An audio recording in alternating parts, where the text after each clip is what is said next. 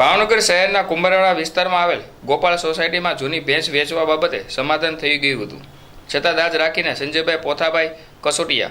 વિપુલભાઈ વાલાભાઈ મેર, કાર્તિક ચિત્તરભાઈ શિયાળિયા, કિશન ચબુરભાઈ મેર સહિત 5 આરોપીએ માતા પુત્ર ઉપર હુમલો કર્યો હતો, જેની પોલીસ ફરિયાદ નોંધાતા પોલીસે 5 આરોપીઓને ઝડપી લઈ ધોરણસરની કાર્યવાહી હાથ ધરી હતી।